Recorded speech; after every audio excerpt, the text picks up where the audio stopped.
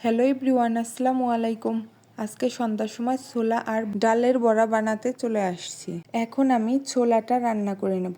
তার জন্য আমি প্রথমে কড়াইতে তেল দিয়ে নিয়েছি। তেলটা গরম হয়ে গেলে তার মধ্যে কেটে রাখা অল্প পরিমাণ পেঁয়াজ আর মরিচ দিয়ে দিয়েছি। পেঁয়াজটা ব্রাউন কালার হয়ে গেলে এর মধ্যে দিয়ে দিব পেঁয়াজ বাটা, রসুন বাটা, আদা বাটা আর জিরা বাটা। তারপর মশলাগুলোকে নেড়ে চেড়ে দিয়ে দিলাম এখানে পরিমাণ মতো লবণ, হলুদ গুঁড়া, সামান্য মরিচ গুঁড়া আর ধনিয়া গুঁড়া। আমি কয়েকটা কাঁচা মরিচ কেটে দিয়েছিলাম, তাই এখানে সামান্য পরিমাণ শুকনা মরিচের গুঁড়া দিয়ে দিলাম। তারপরে 2টা তেজপাতা দিয়ে ভালোভাবে নেড়ে চেড়ে মশলাটা কষিয়ে নিলাম। মশলাটা ভালোভাবে কষানো হয়ে গেলে এর মধ্যে দিয়ে দিলাম আগে থেকে সিদ্ধ করে রাখা ছোলা।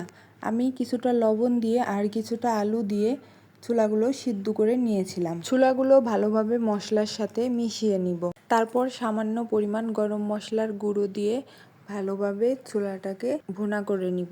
ছোলাটা রান্না করে নেওয়া শেষ। এখন আমি চলে যাব ডালের বড়া বানাতে। প্রথমে আমি ডালগুলোকে কতক্ষণ ভিজিয়ে নিয়েছিলাম। ডালগুলো ভিজে গেলে তার মধ্যে আমি মরিচ আর রসুন দিয়ে ব্লেন্ড করে নিয়েছি।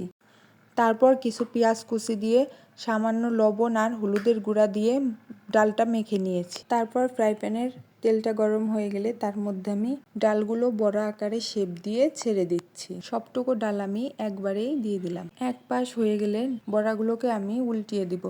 বড়াগুলোকে সময় নিয়ে আস্তে আস্তে ভাজতে হবে। চুলার জালটা আমি মিডিয়াম টু লো করে নিয়েছি, তা না হলে বড়াগুলো পুড়ে যাবে কিন্তু ভিতরে কাঁচা থাকবে। আমাদের ভিডিওগুলো ভালো লাগলে লাইক কমেন্ট করবেন। এখনও যারা আমাদের চ্যানেলটি সাবস্ক্রাইব করেননি তারা চ্যানেলটিকে সাবস্ক্রাইব করে দিবেন। এতক্ষণ পর্যন্ত যারা আমার ভিডিওটি দেখছিলেন তাদেরকে অসংখ্য ধন্যবাদ। এরই মধ্যে আমার বড়াগুলো ভাজা কমপ্লিট। এটা আমার বড়ার ফাইনাল লুক। কেমন হয়েছে কমেন্টে জানাবেন। আল্লাহ হাফেজ।